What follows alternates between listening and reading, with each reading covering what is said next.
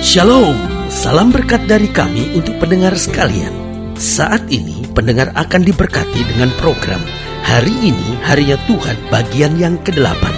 Sebuah program rohani tentang doktrin Alkitab yang menolong kita untuk semakin tertanam dalam kebenaran firman dan bertumbuh dalam kemuliaan. Bersama hambanya, Pendeta Gilbert Lumuendo, STH. Banyak orang merasa doktrin Alkitab sebagai sesuatu yang membingungkan. Tetapi tahukah saudara bahwa doktrin Alkitab intinya adalah memahami Alkitab dengan benar, dengan pemahaman yang sistematis, sehingga kita terus dapat tertanam di dalam kebenaran firman, sehingga kita terus bertumbuh di dalam kemuliaan Allah. Buka hati saudara sekalian untuk menerima berkat-berkat firman-Nya hari ini. Marah tidak selamanya identik dengan dosa, karena pada dasarnya orang bisa marah tanpa dosa, namun bisa juga marah dengan berdosa. Karena kalau kita mau memperhatikan dengan jelas, pada dasarnya bukan marahnya yang dosa, karena ada marah yang membangun, ada marah yang menolong orang, ada marah yang justru memberikan kekuatan buat orang lain. Karena bukan marahnya yang dosa, namun ada beberapa hal yang harus kita perhatikan. Kepada siapa kita marah itu penting. Betul nggak orang itu salah? Betul nggak orang itu layak kita marahi? Nggak semua kesalahan juga kadang-kala perlu kita marahi, karena kadang-kala seorang itu salah karena dia memang belum cukup dapat informasi dari kita, belum pernah mendapat pengajaran dari kita, belum dapat pemberitahuan yang cukup dari kita, sehingga kita tidak perlu marah, tetapi kita perlu memberikan informasinya kepadanya. Jadi kita harus jelas kepada siapa kita marah. Lalu yang kedua juga kita harus mengerti bagaimana kita marah. Apakah kita marah sambil mempermalukan orang di depan orang lain? Apakah kita marah sambil memaki dan mengutuk orang? Marah-marah seperti ini tidak ada jalan keluar. Marah-marah seperti ini tidak memberikan manfaat yang positif, sehingga marah-marah seperti ini adalah marah-marah yang membawa seseorang kepada dosa. Jadi kita harus jelas kepada siapa kita marah, bagaimana kita marah, lalu kapan kita marah. Kita juga harus jelas tahu kita harus marah kepada orang di saat yang tepat.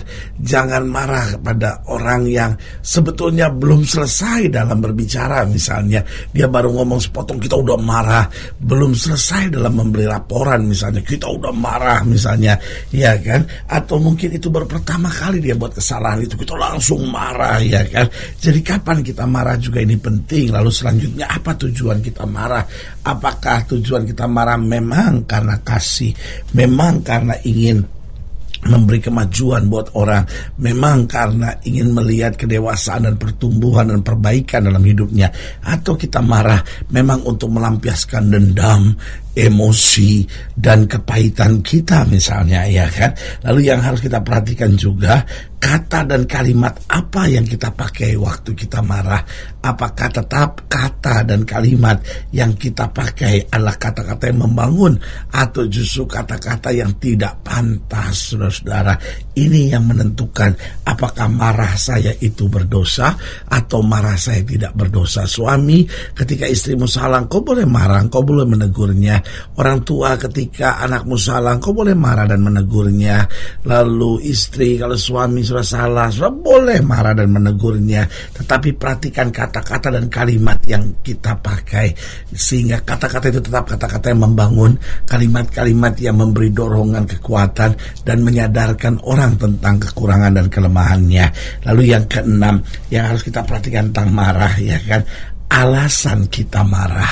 Kenapa sebetulnya kita marah? Ingat, ada banyak orang marah sebetulnya hanya karena hatinya jengkel. Jadi dia marah bukan karena kasih, dia marah bukan karena ingin memperbaiki, tapi dia marah karena memang saya tuh lagi kesel hari ini, saya tuh lagi capek hari ini, saya tuh lagi kecewa hari ini. Nah, ini gak boleh, ya kan? Alasan kita marah harus jelas, supaya orang itu berubah, supaya dia makin dewasa, supaya dia makin bertumbuh.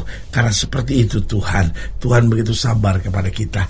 Ada saat tempatnya dia marah, tapi dia marah untuk memulihkan kita supaya kita kembali hidup di dalam anugerahnya. Haleluya. Selamat datang dalam program kita hari-hari ya Tuhan, sebuah program rohani yang kembali mengingatkan kepada kita betapa pentingnya kita menjadikan firman Tuhan sebagai dasar keseharian hidup kita. Karena selama kita jadikan firman Tuhan sebagai dasar keseharian hidup kita, langkah-langkah ke depan kita penuh dengan kepastian, kemenangan, berkat, mujizat, dan perkara-perkara besar. Haleluya. Dan di dalam program ini kita memang sedang membahas tentang amarah, karena amarah ini bisa menyengsarakan hidup kita. Amarah ini bisa membawa kita pada langkah-langkah yang keliru. Dan amarah sebetulnya juga bisa membuat seseorang hidupnya sengsara, bahkan jauh dari Tuhan. Dan waktu kita bisa mengaturnya dengan baik, maka bukan hanya amarah kita menjadi berkat, tapi hidup kita akan senantiasa berkenan kepada Tuhan. Haleluya.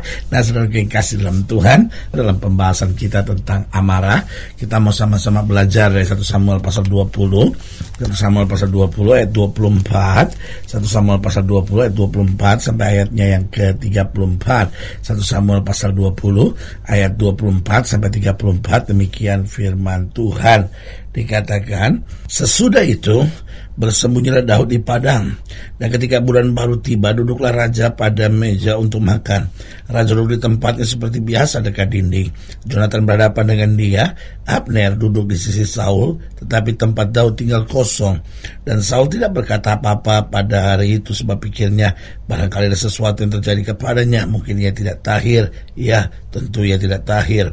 Tetapi pada hari sesudah bulan baru itu, pada hari yang kedua, ketika tempat Daud masih tinggal kosong, bertanyalah Saul kepada Jonathan, mengapa anak Isai tidak datang makan, baik kemarin maupun hari ini?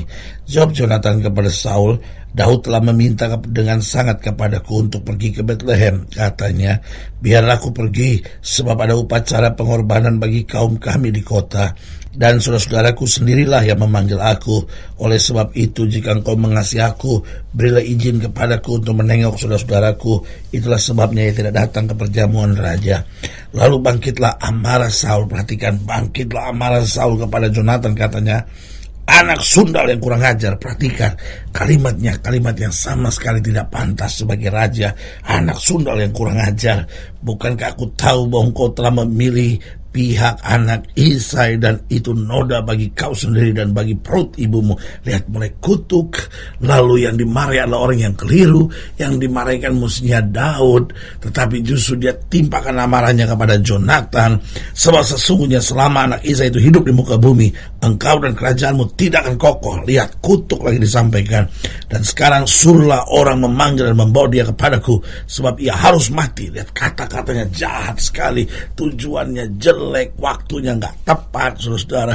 Ayat 32. Tetapi Jonathan menjawab Saul ayahnya itu, katanya kepadanya, mengapa ia harus dibunuh? Apa yang dilakukannya?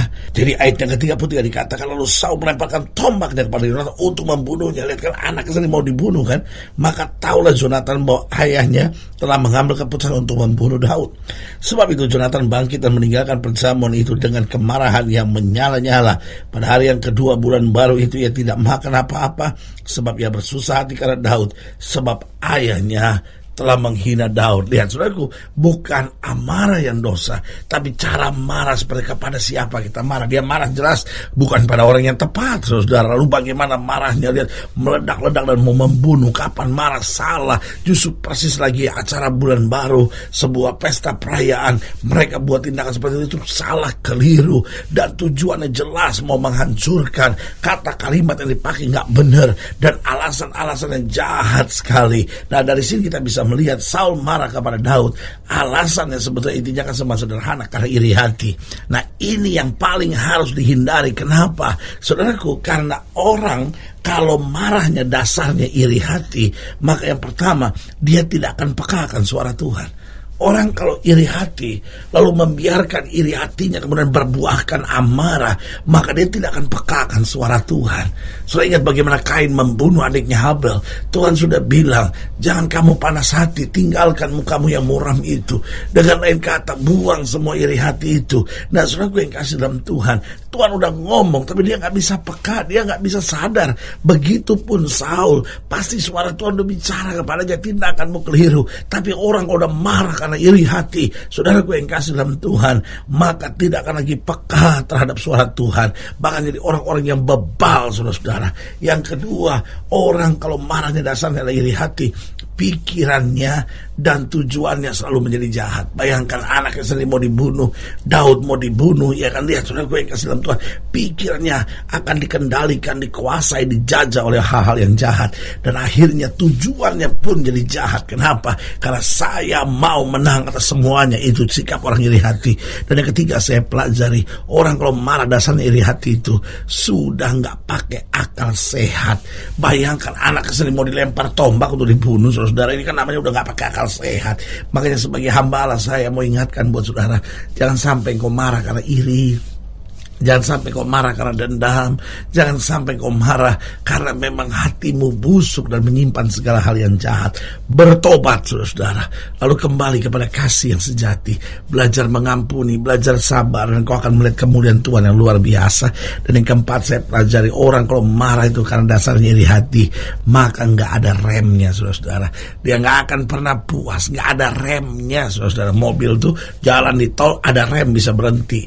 Orang kalau udah marah karena iri hati, karena dendam, karena kecewa, karena kepahitan, karena kejahatan dalam hati, nggak ada remnya, saudara.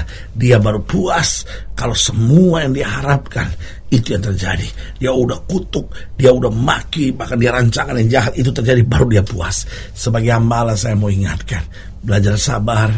Kalaupun kita marah, belajar kendalikan diri, sehingga hidup kita tetap jadi berkat dalam segala perkara. Haleluya. Saudaraku yang kasih dalam Tuhan, jika saudara dilayani lebih jauh, hubungi kami melalui telepon, hubungi kami melalui surat, kunjungi website kami, karena kami ada untuk membawa Bapak Ibu saudara senantiasa lebih dekat pada Tuhan dan mengalami kasih kuasa mujizat yang luar biasa. Haleluya. Secara khusus melalui program ini juga saya mau berdoa buat setiap saudara yang sakit, setiap saudara yang berbeban berat, karena saya percaya bahwa bagi Allah tidak ada perkara yang mustahil. Nah, saudara yang didoakan secara khusus boleh taruh tangan kanan saudara di dada, dan kita akan berdoa. Mari kita berdoa. Bapa, dalam nama Yesus, hamba doa buat yang sakit, hamba doa buat yang berbeban berat, hamba doa untuk setiap mereka yang sedang menghadapi masa-masa yang sukar, karena hamba percaya bahwa bagi Allah tidak ada perkara yang mustahil. Bapak, hamba berdoa di dalam nama Yesus Tuhan jamah, bahkan secara khusus mereka yang taruh tangan kanan dan di dada, karena mungkin hari-hari ini mudah marah, mudah kecewa, sedang iri, sedang dendam, sedang menyimpan kepahitan. Bapak, hamba doa di dalam nama Yesus, biar kasih pengampunan, damai sejahtera senantiasa turun dalam kehidupan kami. Di dalam nama Yesus kami berdoa. Haleluya. Amin. Saudara yang kekasih dalam Tuhan, kita sudah berdoa. Ingat, Allah tidak pernah lalai menepati janjinya. Inilah saatnya buat kita untuk bangkit, bersemangat, bersukacita dalam menghadapi segala perkara, karena kita tahu Yesus hidup, Yesus berkuasa, dan selalu menyediakan yang terbaik buat anak-anaknya. Doa saya menyertai saudara. Sampai berjumpa pada program berikut, dan jangan lupa jadikan hari ini harinya Tuhan. Haleluya.